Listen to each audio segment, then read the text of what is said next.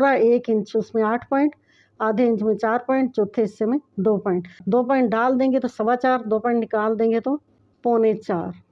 और इस तरफ को जाएंगे तो 10 कहाँ पे हमारा आता है,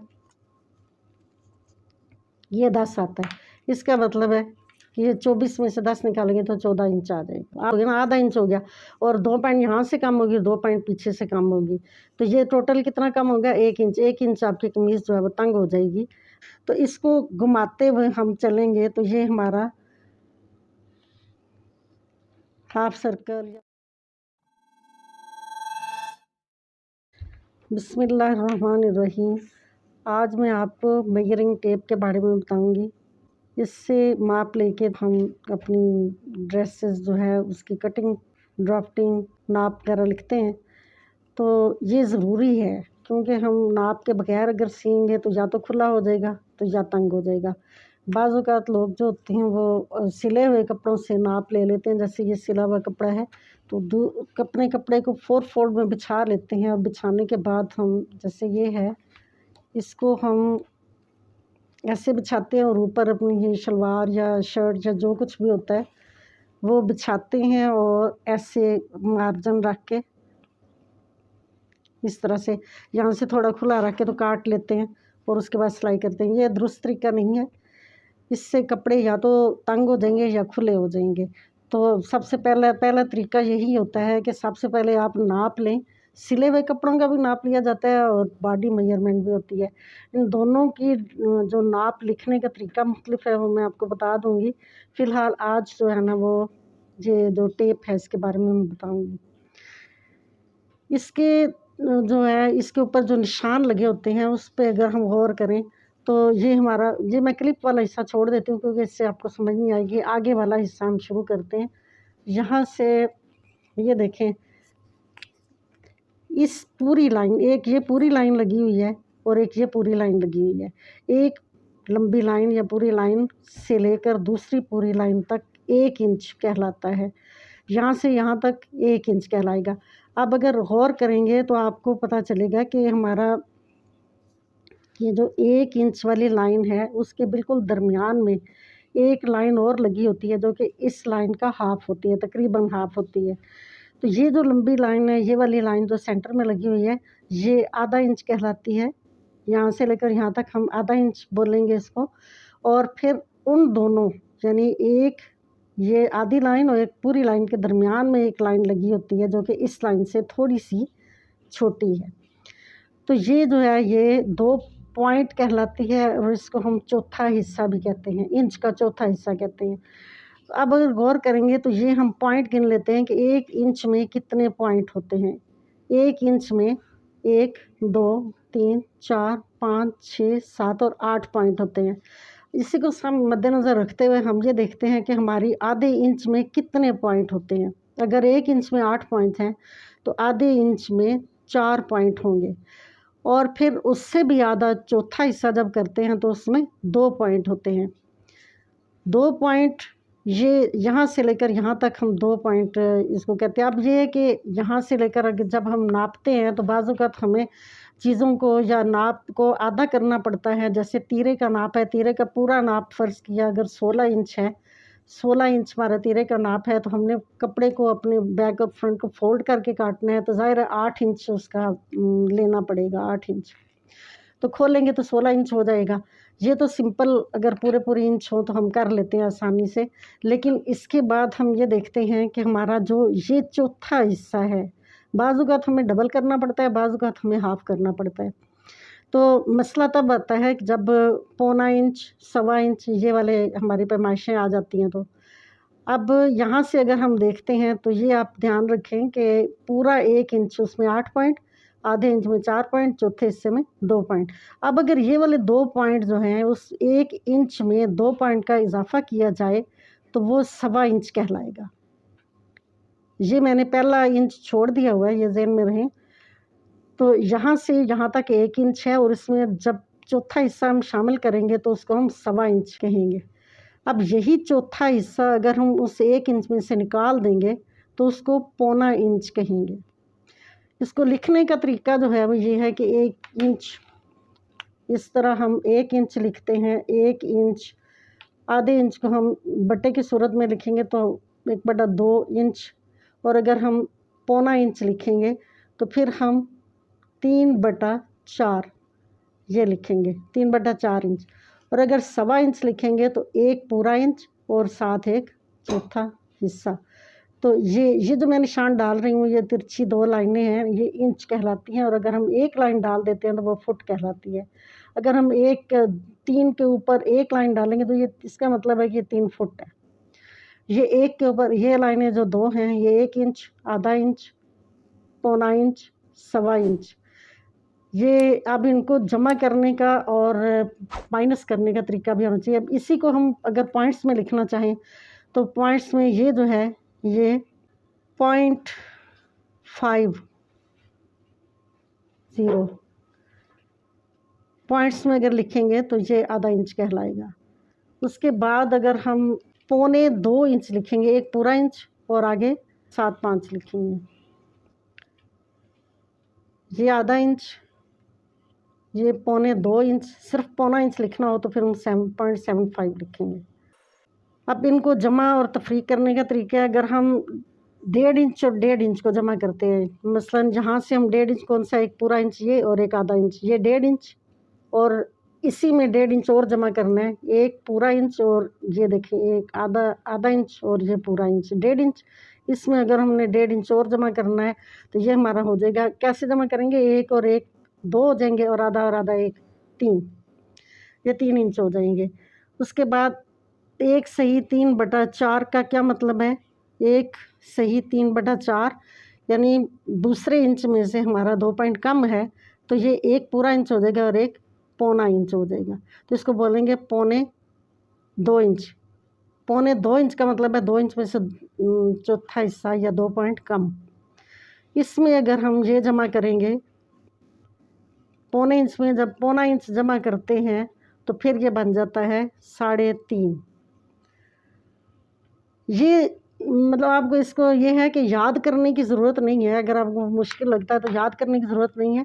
आप इसको बस जब आप फ़ारिग हों तो आप इंची टेप हाथ में ले पकड़ें और इसमें प्लस माइनस करते रहें तो आपको ये आ जाएगा। कोई इतना मुश्किल काम नहीं है ये। 2.5 इंच यानी हमने ये पहले शुरू में देखा है कि 1 इंच, आधा इंच, पौना इंच, सवा इंच। अब ये इसके बाद अगर हम पूरा 1 इंच पूरा ले लेंगे, आगे हम अगर 2 पॉइंट लेते हैं तो इसका मतलब है कि सवा इंच। अगर हमने 2 पूरे इंच ले लेते हैं, उसके आगे 2 पॉइंट लेते हैं तो 2.25 इंच। अगर 3 पूरे इंच ले लेते हैं और आगे वाले में 2 पॉइंट और ले डालते हैं तो ये 3 इंच हो जाएगा। 4 पूरे इंच और 2 पॉइंट और 4.25, 2 पॉइंट डाल देंगे तो 4.25, 2 पॉइंट निकाल देंगे तो 3.25। ठीक है। अब हम आगे चलते हैं तो ये देखते हैं कि एक जो गज़ होता है हमारा उसमें 36 इंच होते हैं। पूरा इंची से पहले देख लेते हैं कितने इंच का होता है। पूरा इंची से आमतौर पर 60 इंच का होता है और 60 इंच में से 36 इंच का जो एक गज़ होता है, आजकल गज़ चलते तो नहीं है लेकिन कुछ इलाकों में अभी तो भी गज़ जो है ना उसमें नाप के दिया जाता है, कपड़े भी और जो कुछ भी ये नापा जाता है, पैमाइश लंबाई वाली पैमाइश होती है वो इसी में नापते हैं। और आम तौर पे अब चलता है मीटर। तो मीटर में होते हैं 39.5 इंच। 1 फुट में 12 इंच होते हैं, 2 फुट में 24 इंच होते हैं और 3 फुट में 36 इंच। इसका मतलब है कि जो हमारा गज़ होता है वो 3 फुट का होता है। ये गज़ों में तो आजकल चलता नहीं है। बहरहाल ये है कि आपने ये याद रखना है कि जब हम इंची टेप में किसी भी नाप को आधा करते हैं तो क्या आता है, अगर उसका डबल करते हैं तो क्या आता है। हमारे जो कपड़ों की पैमाइश होती है उसमें यहाँ 4 फोल्ड कर देते हैं हम। 4 फोल्ड भी है, जैसे हम अगर लेते हैं अपनी हिप का नाप लेते हैं, जो बॉडी मेजरमेंट होती है उसमें हिप का नाप राउंड में लिया जाता है। जब राउंड में नाप लेते हैं तो उसको चौथा हिस्सा करना होता है। तो जब हम सिले हुए कपड़ों का नाप लेते हैं तो उसका हाफ़ करना होता है, क्योंकि हम एक साइड से नाप ले रहे होते हैं। तो इसलिए ये ध्यान रखना चाहिए। एक और तरीका भी होता है हाफ़ करेंगे, जैसे हमारे पास 12 इंच है, 12 को हमने हाफ़ करना है। किसी का तीरा अगर 12 इंच है तो हम कपड़े को फ़ोल्ड करके काट रहे हैं तो उसको हम आधा करेंगे। 12 का आधा तो जल्दी से समझ में आ जाता है कि 6 होता है, लेकिन फिर भी अगर हम इस तरह इंची टेप को दोहरा करके तो यहाँ से हम इसको चेक कर सकते हैं। ये देखें 6 इंच आया है। इस तरह भी कर लेते हैं। और लेकिन हमें वैसे याद रखना चाहिए कि अगर 12.5 इंच है, अगर 12.5 इंच है तो फिर कितना होगा, फिर इसको यूँ करेंगे और फिर हम ऐसे करके देखेंगे तो हमारा ये देखें ये 6.25 इंच हो जाएगा। तो ये आपने याद रखना है। उसके अलावा हम इंच टेप की मदद से हम प्लस और माइनस भी कर सकते हैं। जैसे हमने 12 इंच में 6 इंच जमा करना है तो यहाँ से देखेंगे 12 इंच है, 12 इंच में 6 इंच जमा करना है तो अब 12 इंच तो हमने ये हाथ रख लिया, यहाँ पे 12 इंच है। अब इस जगह देखें 6 इंच और जमा करना है तो 6 को 12 के साथ रखेंगे और इंच टेप को आगे लेके जाएंगे और देखेंगे कहाँ पे आके रुकता है, ये 18 इंच पे। ये देखिए ये इसका मतलब है कि 12 और 6 18 होते हैं। इसी तरह से हमने अगर निकालना है, माइनस करना है, 24 में से हम 10 माइनस करना चाहते हैं तो हम ऐसे करेंगे कि 24 पकड़ेंगे हाथ में इस तरह और 10 हम निकालेंगे इसमें से। तो यहाँ से हम 10 निकालना शुरू करेंगे। कैसे? यहाँ से ये वाला हिस्सा साथ रखेंगे और इस तरफ को जाएंगे तो 10 कहाँ पे हमारा आता है, ये 10 आता है। इसका मतलब है कि ये 24 में से 10 निकालेंगे तो 14 इंच आ जाएगा। अब आ जाता है दूसरी साइड। ये मैं स्टेप की इस साइड को रख के तो ये देखती हूँ कि इसमें हमारा इंच स्टेप जो है ना वो दूसरी साइड अगर हम देखें तो ये सेंटीमीटर्स होते हैं। तो सेंटीमीटर्स भी इस्तेमाल होते हैं जब हम अपनी ड्राफ्टिंग करते हैं, कापी के ऊपर ड्राफ्टिंग करते हैं। कपड़ों पे हम ले लेते हैं 36 इंच अगर हमारी लंबाई होती है कमीज़ की तो 36 इंच जो है हम कापी के ऊपर तो ड्रा नहीं कर सकते। जैसे स्केल बनाते हैं, जैसे दुनिया का नक्शा अगर हम देखें तो पूरी दुनिया जो है वो एक सफ़े पे तो नहीं आ सकती, वो स्केल बनाई होती है, उस स्केल के मुताबिक बनाते हैं। तो फिर ये सारे मुल्क और उनका कोई बैलेंस में सारा नाप वगैरह होता है। इसी तरह जब हम कापी के ऊपर ड्राफ्टिंग करते हैं तो हम सेंटीमीटर्स में करते हैं। यानी 1 इंच हमारा अगर 1 सेंटीमीटर के करीब हो तो हम जितने इंच भी हमारे लंबाई होगी, जैसे 12 इंच है तो हम 12 सेंटीमीटर लेके ड्रा कर लेंगे, बाकी सारा भी इसी तरह ड्रा करेंगे। जब हम कपड़े को काटने लगेंगे तो हम 12 सेंटीमीटर के बजाय हम 12 इंच से काटेंगे तो ये डबल हो जाएगा। डबल से मुराद ये है कि वो इंचों में आ जाएगा तो जितना आपका नाप होगा वो हम उसी के मुताबिक काट सकते हैं। अब ये है कि 1 इंच जो है वो 2.5 सेंटीमीटर के तकरीबन 2.5 सेंटीमीटर के बराबर होता है। यहाँ 1, 2 और ज़्यादा ये भी उसी तरह की लाइनें लगी हुई हैं। जो थोड़ी सी लंबी लाइन है वो हाफ़ करती है सेंटीमीटर को। तो ये 1 सेंटीमीटर, 2 सेंटीमीटर और ये आधा सेंटीमीटर, ये इतना जो है ये 1 इंच कहलाता है। अब हम कभी ऐसा भी होता है कि हम इन चीज़ों के साथ-साथ अपनी जल्दी में या दिलचस्पी के तौर पे हम अपने हाथों की पैमाइश को भी याद रखना चाहिए हमें। जैसे मेरे इस हाथ की पैमाइश जो है, यहाँ पे अगर खोल के यहाँ से नापूँगी मैं तो ये मेरा 7.5 इंच बनता है। ये देखें 7.5 इंच ये है। अगर मैं इस तरह से नापूँगी तो ये 6 इंच बनता है। मुझे अपने हाथ के नाप का पता है। अब अगर ये सिर्फ़ एक उँगली यहाँ से रख के अगर मैं नापूँगी तो ये मेरा पौना इंच के करीब। अगर मैं 2 उँगलियों का नाप लूँगी तो 2 उँगलियाँ मेरी जो हैं वो 1.5 इंच होंगी। हाथ है उसकी पैमाइशें याद रखें तो जब हम इसी पैमाइश के साथ हम अपनी थोड़ी बहुत कटिंग भी कर सकते हैं कि अगर हमारा तीरा 4 इंच है तो ऐसे रख के तो इसको हम 4 इंच ये 3.5 बनता है, लेकिन थोड़ी सी उँगली खोल के रखेंगे तो ये आपका 4 इंच हो जाएगा। यहाँ से 4 इंच फिर उसका जो बगल का नाप है, चेस्ट का नाप है वो हम 5.5 इंच लेंगे तो 6 इंच में से आधा इंच कम कर देंगे। तो अपने हाथों की मदद से भी हम अपनी फ्रॉक जो है ना उसकी कटिंग कर सकते हैं। तो सेंटीमीटर और उसका इस्तेमाल मैंने आपको बता दिया है। अब हम नापते हैं, देखें थोड़े बहुत फ़र्क के साथ हमारा पैमाइश में फ़र्क आ सकता है। जैसे ये ड्राफ्टिंग मैंने की हुई है तो ये आपको दिखाती हूँ मैं कि क्या फ़र्क पड़ता है इससे। ये हमारे फ्रंट की है, ये फ्रंट है और हम फ़ोल्ड करके काटते हैं। ये चूँकि सिली हुई चीज़ का नाप के मुताबिक किया है। अब हम इसको अगर फ़र्ज़ कर लेते हैं, ये पूरा नहीं है लेकिन फ़र्ज़ कर लेते हैं कि जब हमारा ये वाला नाप जो होता है, बगल का नाप,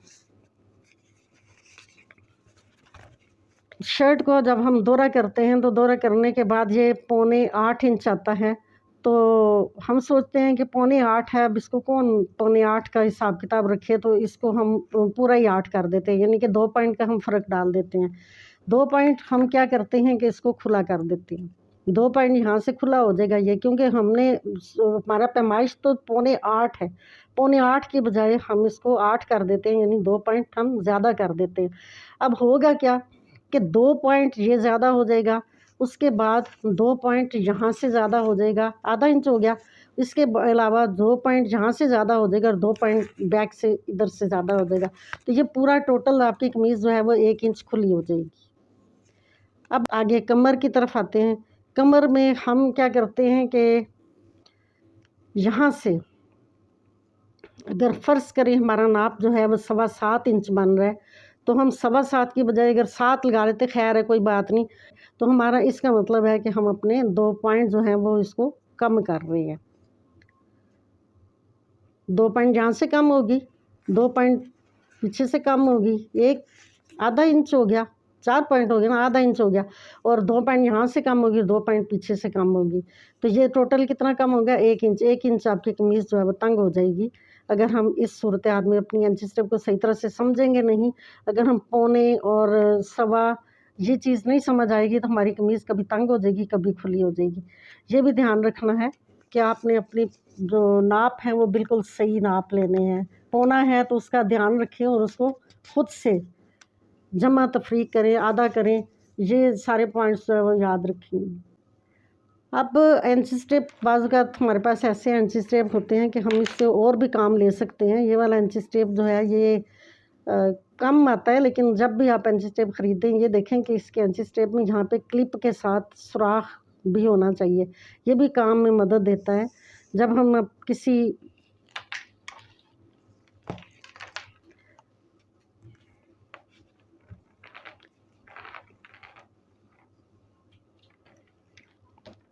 आप देखें यहाँ से हमने अगर इस सुराख का क्या काम है वो मैं आपको बताती हूँ।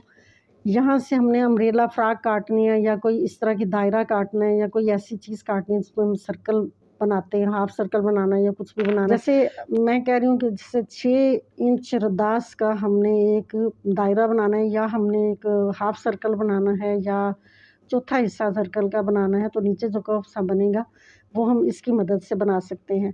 अब हम 6 इंच रदास का बनाते हैं। अब रदास क्या होता है, जैसे फ़र्ज़ किया ये एक दायरा है और ये इसका सेंटर है। सेंटर से लेकर किनारे तक का फ़ासला जो है ये रदास कहलाता है।